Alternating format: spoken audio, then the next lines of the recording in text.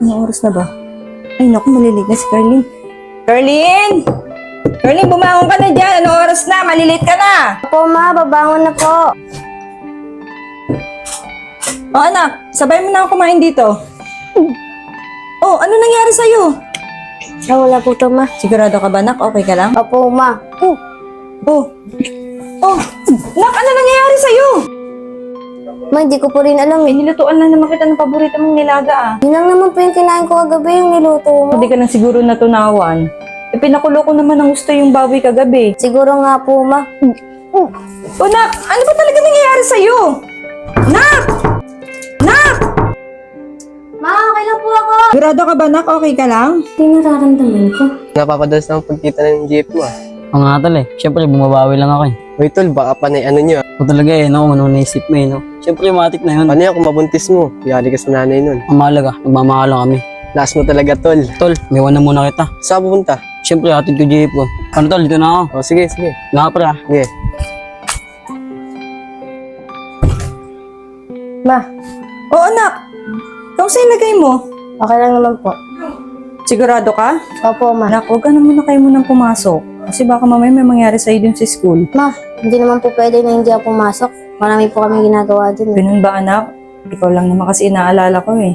Pero kaya mo naman. Opo, ma. Di ba nga po nangako po ako sa'yo na magtatapos po ako? Tsaka sayang rin naman po, ma, kung absent ako. Ako kaya yung first sa klase namin, ma. Ganun ba, anak? Sige, pagpatuloy mo lang yan. Opo, ma. Para po sa inyo. Sige, ma. Sige, Alis na anak. po ako. Ano naman ni Carlene, ano ba yan? Ang oras na malilit na siya. Oh, RJ!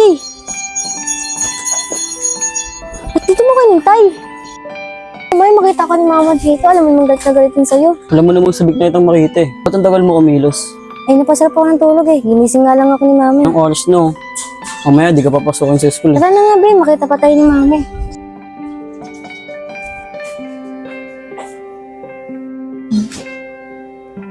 Oh, bakit naiwan niya yung project niya? Split niya, baka kailangan niya to. Dapat madala ko sa kanya to. Oh, Rose! Di ba ikaw yung classmate ni Carlene? Opo, Ate Trish. Eh, ang bilis naman ng uwian niyo. Ibibigay pa sana tong project niyang naiwan eh. Hindi po ba nasabi ng anak niya na pang umaga po kami hanggang Eh, Monday? wala naman siyang binabanggit na pang umaga siya. At saka ito nga, naiwan niya pa nga yung project niya. Ayan po, napasa na po namin yung nakaraan. Siya nga lang po yung walang pinasang project eh. Ha? Paano nangyari yun? Eh, ang sabi niya siya nga daw yun ang muna sa klase nila. Ang totoo nga po niya na ate, 2 araw na po siyang hindi pumapasok eh. Ano? Totoo ba yung sinasabi mo, Rose? Opo ate, kahit tanong niyo pa po sa teacher namin. Meron ka bang alam sa kanya? Sige na, Rose, sabihin mo na. ang huli ko po kasi nakita sa kanya, may kasama po siya lalaki. Sino namang lalaki na yun? Pagkakaalam ko po kasi RJ daw po yung pangalan. Eh, yun yung ayaw na ayaw ko eh. Kung gusto mo makita si Carlene, punta mo sila doon sa gate 1. Doon kasi sila madalas tumatambay yung kasama niyang lalaki. O sige, Rose. Maraming salamat talaga, Rose, ha? Okay lang yun, te. Paano, te? Dito na po ako. O, sige, Rose. Maraming salamat ulit.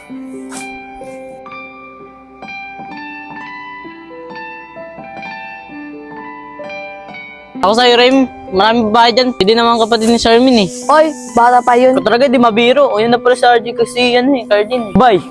Ba't wala si Lepot? Sinamahan daw yung mama niya. Ano ba bay? Sige, dito muna kami.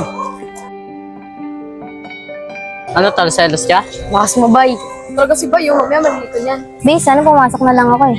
Kahit na late ka na nga eh. Baka di ka papasukin dun eh. 2 days na ako hindi pumapasok, be. Baka malata na ako ni mama. Kaya alam naman ng mama mo na pumapasok eh.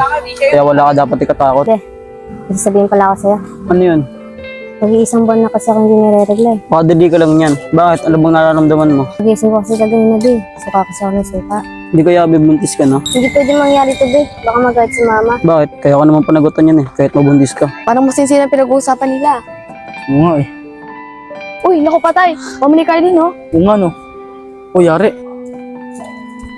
Ito ba yung pinag-aaral mo? Ma, ang ginagawa mo dito? Akala ko ba nag-aaral ka? 2 araw ko na rin hindi nagpapapasok. Ma, pumapasok naman po ako eh. Sino naman po nagsabi niyan? Galing mo rin magsinungaling, no?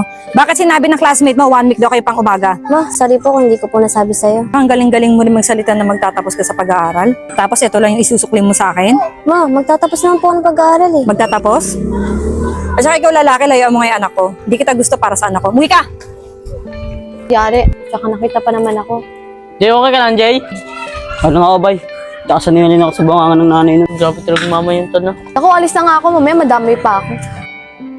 Ako nagtagal sa Armin, no? Tol, dito na ako, tol. Sige, tal.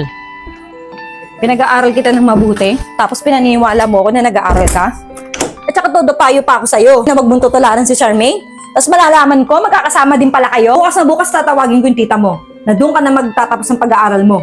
Ma, huwag naman po, ma. Hindi! Ayoko po mag-aaral sa probinsya. Sa ayaw at gusto mo, doon ka mag-aaral. Ma, sige na, ma. Ma! Ano ba yun si mama?